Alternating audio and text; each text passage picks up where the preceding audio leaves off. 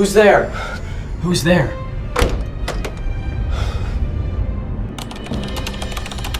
You ever feel like a place remembers you, even after you leave?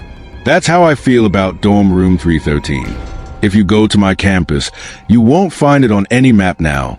But I swear, I lived there once. I wasn't supposed to. It was my first semester. Every other dorm was full. The lady at the housing office frowned at her screen for a moment, then said, there's one room left. 313. She said it like she didn't trust the words. I should have taken the hint. When I moved in, the building already felt off. Old paint peeling, air thick with dampness, and this faint smell of rust in the hallway. My door, room 313, had a newer lock than the others, and the number plate looked recently replaced. Inside, everything was clean, but cold.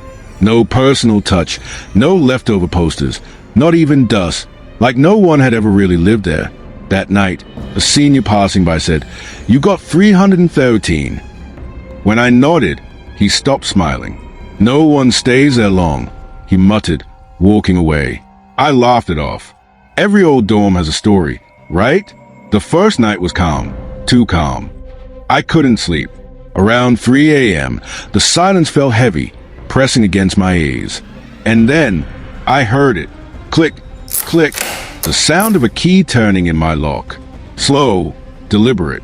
I froze, staring at the doorknob as it twitched once, twice, then stopped.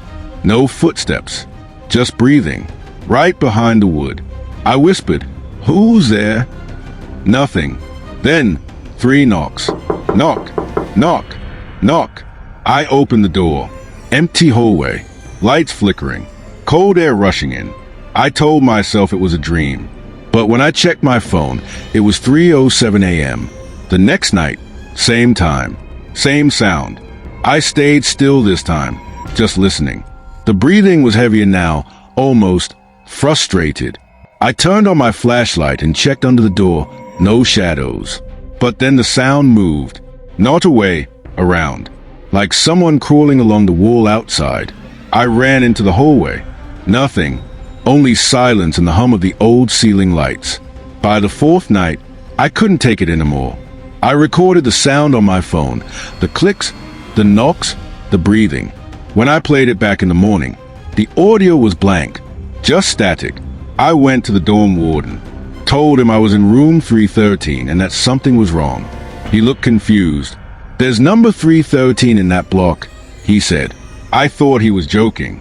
But when we walked back together and counted the doors, 310, 311, 312, then directly 314. Number 313. Just a plain, white wall. My key was in my hand, but there was no keyhole to fit it in. I touched the wall, cold, damp concrete. Still, I could feel something behind it. Faint vibration, like someone breathing. From the other side, the warden frowned. "Where did you say you slept last night?" I didn't answer, because when I looked at my phone, the room number on my housing record had vanished too. That night, I stayed in the common lounge. No one believed me, so I showed them my recording, the one I took before. Only this time, the static wasn't blank anymore. There was something new in it. A voice, soft, male, whispering my name. "Don't let him out." The lights flickered. One of the students checked the security feed on his laptop, and there I was, on the camera, standing in front of that blank wall, talking to no one, except behind me, in the reflection of the glass case on the wall, something was moving, something tall, bent, and smiling. They sealed that hallway after that night. When I went back next semester, there was a new layer of bricks where room 313 used to be. Sometimes, when I walk past late at night, I still feel that chill. And if you press your ear to the wall, you can still hear it. The breathing, waiting for the next student to check in.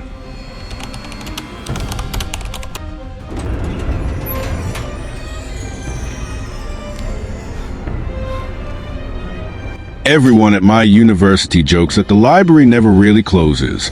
Even at 3 a.m., the lights stay on, and someone's always there. That night, I was at someone. It was finals week. My eyes burned from caffeine and pharmacology notes, and I just wanted to return one last book before collapsing. The librarian, an older woman who'd been eyeing the clock for an hour, sighed when I asked, "Can I drop this off in the basement archive?" She hesitated, not long, but long enough to notice, then said quietly, "Sure, but make it quick. We don't like leaving that floor open too long." The elevator to the archive was ancient.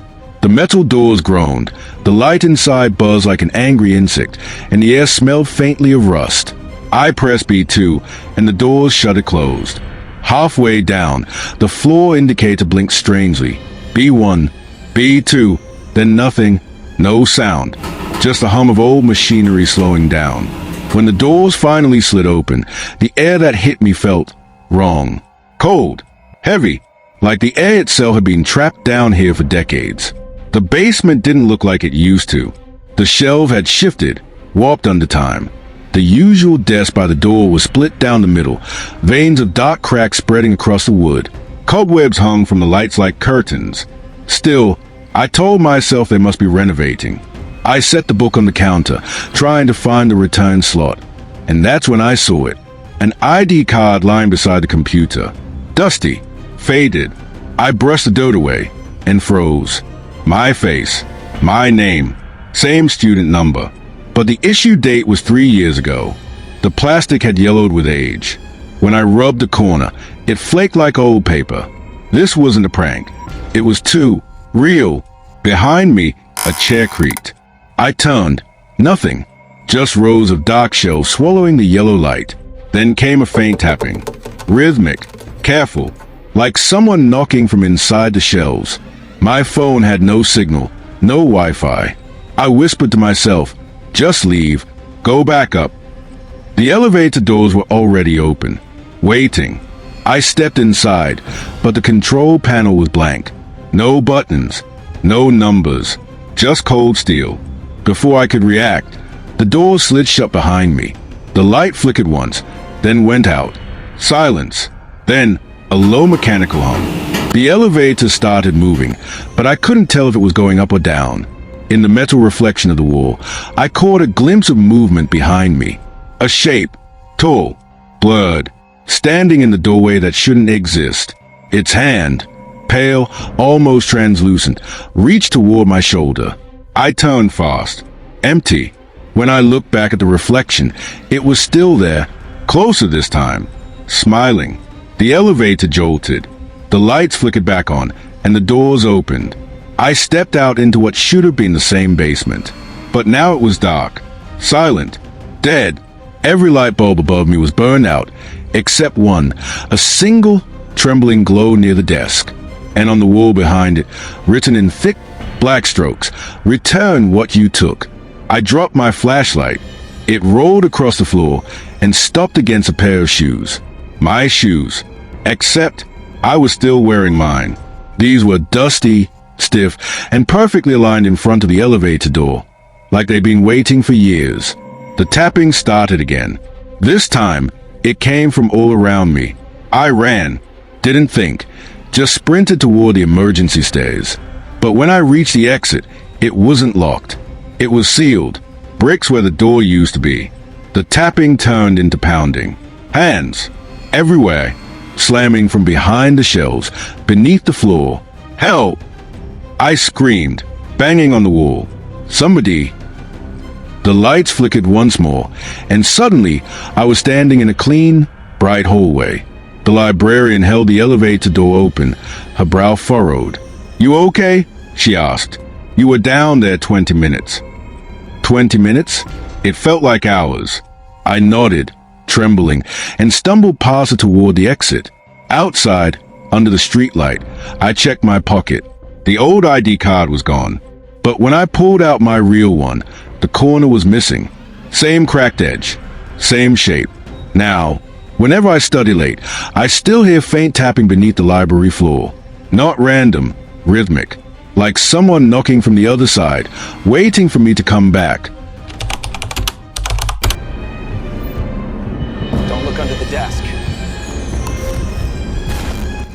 You ever see your own laptop somewhere it shouldn't be? Not stolen, Not lost, just sitting there, open, like it's been waiting for you. That's what happened to me. At 3:07 a.m., inside Westbridge University's study hall, I found my own laptop sitting on a desk, lid half open, MIC light on, still recording audio from a night before. The weird part? I wasn't there last night. I'd been pulling all-nighters all week, final season, caffeine, cheap instant noodles. Westbridge University study hall stays open 24 hours, so there's always a few of us haunting the corners. Phones charging on the floor, laptops humming, energy drink cans stacking up like trophies. I remember leaving around midnight the night before. I packed everything, checked twice, even remember zipping my backpack, muscle memory. My laptop's old but personal, stickers from freshman year, cracked hinge, name tag under the screen. So when I walked in the next night and saw it already on that back desk, it didn't even click at first. I just froze there, watching the screens glow, like a dog tilting its head at something it doesn't understand. It was open to the voice recorder app. Timestamp, recording, 17 hours, 23 minutes, 9 seconds. The counter was still going. I pressed spacebar to stop it. The file saved automatically. voice_307am.wav. I just stared. How the hell was it recording if I wasn't here? Maybe someone took it. Maybe some other student found it and forgot to return it. But then, I noticed the wallpaper. My wallpaper isn't standard. It's a photo of me and my sister at Coney Island. And right there, on the screen, that photo stared back, the same one, except our eyes were blacked out. Not edited. Burned pixels. I put in my earbuds and pressed play. Static, then footsteps. The audio wasn't from an MIC on a desk. It sounded handheld, like someone walking, breathing, whispering. You can tell the difference. Ambient sound changes when you move. And this wasn't ambient. This was directional, intentional. Then I heard it, my own voice. Testing, testing. Okay, MIC's on. I swear, it was me. Same pitch, same nervous tone I used before recording presentations. But I hadn't said that. The recording kept going. I could hear pages turning. A chair scraping against tile. The sound of my own laugh, low, tired, real. Then something heavier. Breathing, not mine. And my voice again. Calm, too calm. It's 3:07 now. I think it's done watching. Click. Silence. My pulse was loud enough to drown out the ending. The time on that file, 3:07 a.m., was exactly when I found the laptop that night. Make it feel true and verifiable, realistic paranoia. I took the elevator to the security office. The night warden, old guy, named Briggs, didn't even look surprised when I told him. He said, "You're the third student this month asking about footage." He rewound the CCTV from the study hall. There I was, entering at 3:06 a.m. He scrubbed back further. 2 a.m., empty. 2:30, still empty. 3 o'clock, flicker. 3:03, someone sitting at that same desk. Same build, same hoodie, same laptop. But the timestamp glitched. Instead of 3 hours, 3 minutes and 11 seconds, it said, : dot. Briggs frowned. System must have desensed. But I know what I saw. That was me. He leaned back and said quietly, "Kid, just take your stuff and go home. And don't come back after midnight." Reveal pattern, psychological breakdown. That night, I tried to delete the audio file. It wouldn't move to trash. The cursor lagged, then froze. Then the file duplicated itself. voice_307 am 1.wav, voice_307 am 2.wav. Each one slightly longer. The third one started playing automatically. Static, again. Then my apartment door unlocking. Except I was still sitting right there, staring at the screen. Hit the impossible element. Goosebumps moment. The new file appeared by itself. voice_307 am_tomorrow.wav. I played it. It was me, panicked, whispering, "Don't go back. Don't look under the desk. Whatever you see, it's not asleep." Then I hear movement. Something wooden dragging. a breath too close to the MIC, and the sound of the chair scraping from the study hall. Same exact noise from the first recording. I sent the file to Briggs. Next morning, campus security sealed the study hall. They said it's under technical maintenance. But every night at 3:07 a.m., the lights flicker through the glass. And if you go close enough, you can hear typing. The same keystrokes. The same soft voice whispering. Testing, testing. Okay, MIC's on. If you're listening to this right now, check your laptop's MIC light. If it's on, don't look under your desk.